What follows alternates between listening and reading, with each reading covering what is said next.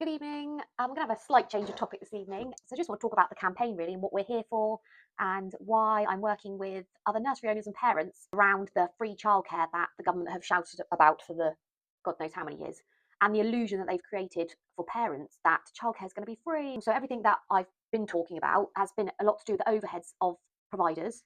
And while there are some settings, some providers that can work on just the government funding, there are hundreds and hundreds and hundreds across the country that provide and go above and beyond for the children that they look after to provide the most amazing experiences for children. And what the government have done is said this is how much it's going to cost to educate and look after the children. When you can't look at children like that and look at families as well. Parents parent in different ways and they want their children brought up with different opportunities and in different surroundings. So parents should have the choice of where they send their child to what setting, whether it be a packaway setting, a community setting, a childminder, a nursery, a chain nursery, a forest school, a Montessori school. There's lots of different styles of early years, which is fantastic. It's what parents and what children need at the end of the day. The problem is they put all children under one umbrella, but that's not how it works. There are so many different providers with so many different opportunities, and parents have the choice where to place their children. And so, nurseries, as businesses, because that's what private settings are, and childminders, they are a business. And you don't at home start a business and not expect to make money.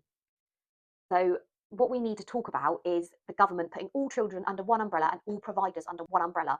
We need to get the message out there that that shouldn't be the case, and providers need to be able to charge what they need to run a business and look after children and create all the experience that each separate setting creates for their children at their setting or in their home if you're a childminder.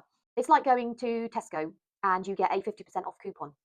That should be how the funding's delivered. The government should say, look, we're going to give you £5 an hour, and you can then use that to deduct off the parent fees. Simple. And then parents know that normally the nursery that they want to send their child to is going to cost them £100 a day, but they are getting subsidised a little bit.